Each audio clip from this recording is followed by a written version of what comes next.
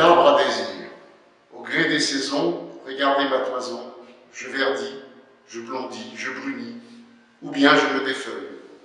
Quand le vent souffle fort, ma chevelure s'étiole, mes bras se font tremblants sous les efforts des halles, alors que mes racines s'agrippent et me retiennent à la terre nourricière.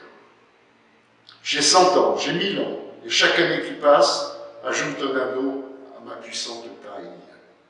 J'ai vu naître les hommes, je les verrai mourir, à moins que l'un d'entre eux décide de m'abattre pour faire papier ou meuble, ou bien grand feu de joie.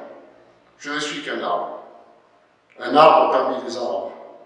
Laissez-moi donc vivre, je suis le poumon vert, le poumon de la terre, l'oxygène qu'on respire, l'ombre que l'on attend quand le soleil transpire.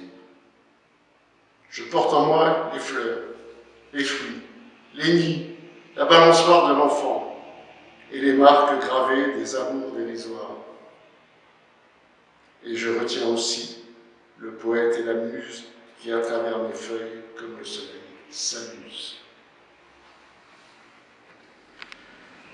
Désirer, c'est vouloir. Vouloir, c'est espérer. Vouloir pour acquérir ou vouloir par plaisir. Plaisir de posséder ou désir de pouvoir. Pouvoir, c'est vouloir. Et vouloir, c'est presque saisir. Se saisir du pouvoir pour assouvir ses désirs, assouvir ses désirs, assouvir ses plaisirs selon son bon vouloir. Assouvir ses délires, c'est montrer ses rêves cachés. Cacher ses rêves pour mieux les assouvir avant de s'assoupir. Selon son bon vouloir, selon son bon plaisir. Chercher à se satisfaire au travers de ses rêves cachés.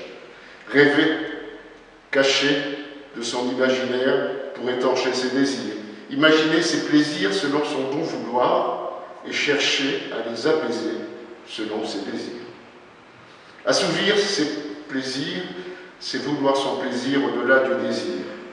Cacher ses rêves pour mieux les assouvir avant de s'assoupir, selon son bon vouloir, selon son bon plaisir. Imaginer ses plaisirs, assouvir ses plaisirs, c'est vouloir son plaisir au-delà du désir. Mais il n'est de plaisir sans le plaisir de l'autre, sans le désir de l'autre et sans les délires de l'autre, selon son bon vouloir et le vouloir de l'autre, bien sûr, s'il le désire. Et vouloir le plaisir de l'autre en suivant son délire n'est pas chose facile, quand l'autre se fait désirer. Pour la chose facile, il faut chercher à assouvir son plaisir, sans le désir de l'autre, sans le plaisir de l'autre, en suivant son désir.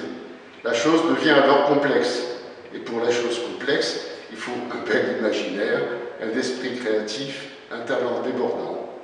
Quand le talent déborde, le plaisir vient aussi. Le rêve se réalise, l'esprit s'élève ainsi. Les corps exultent à l'unisson, et les désirs et les plaisirs se transforment alors en passion, à l'extase et à la volupté, comme dans un conte de fées, un conte d'effets qui se refait à l'infini, comme dans les films d'Elia Kazan, intranommé, nommé désir. Un désir assouvi est une victoire sur soi, un but qu'on dépasse, mais les plaisirs se lassent et les désirs trépassent. Est-on toujours esclave de ces désirs ardents? Un désir refoulé est une plaie ouverte que l'on garde en dedans. C'est une bataille sans fin que constamment on livre. Désirer, c'est vouloir, vouloir, c'est espérer, et espérer, c'est vivre. Le désir de peindre, Charles Baudelaire. Malheureux peut être l'homme, mais heureux l'artiste que le désir déchire. Je lui brûle de peindre celle qui m'est apparue si rarement et qui a fui si vite, comme une belle chose regrettable derrière le voyageur emporté dans la nuit, comme il y a longtemps déjà qu'elle a disparu. Elle est belle, et plus que belle, elle est surprenante. En elle, le noir abonde, et tout ce qu'elle inspire est nocturne et profond. Ses yeux sont deux antres, où scintille vaguement le mystère, et son regard illumine comme l'éclair. C'est une explosion dans les ténèbres. Je la comparerais à un soleil noir, si l'on pouvait concevoir un astre noir versant la lumière et le bonheur. Mais ça fait plus volontiers à la lune qui sans doute l'a marqué de sa redoutable influence. Non pas la lune blanche des idylles, qui ressemble à une froide mariée, mais la lune sinistre et enivrante, suspendue au fond d'une nuit orageuse et bousculée par les nuées qui courent. Non pas la lune paisible et discrète visitant le sommeil des hommes purs, mais la lune attachée du ciel, vaincue et révoltée, que les sorcières thessaliennes contraignent durement à danser sur l'herbe terrifiée.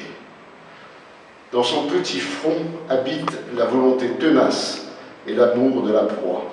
Cependant, au bas de ce visage inquiétant, où des narines mobiles aspirent l'inconnu et l'impossible, éclate avec une grâce inexprimable le rire d'une grande bouche rouge et blanche et délicieuse qui fait rêver au miracle d'une superbe fleur éclose dans un terrain volcanique.